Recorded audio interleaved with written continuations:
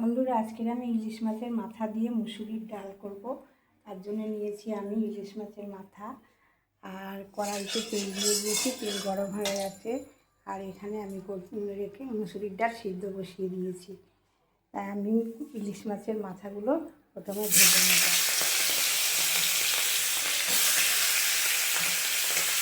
ইলিশ মাছের মাথাগুলো আগে ভেজে নেব।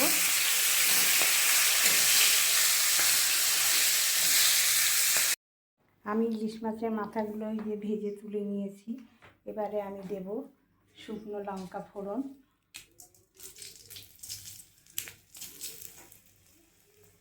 আর দেব কালো জিরে।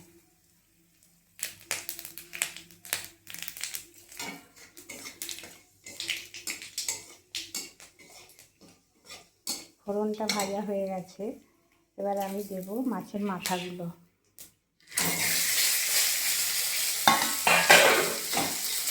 মাথাগুলো একটু ভেঙে নেব, ওই জন্য দিয়ে দিলাম মাথাগুলো।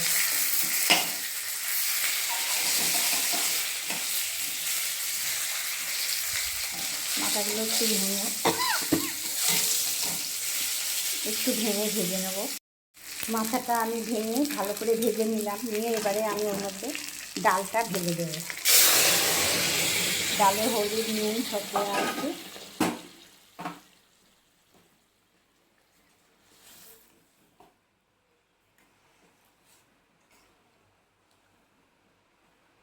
ডালটা এবারে একটু ফুটিয়ে নামিয়ে নেব আমি।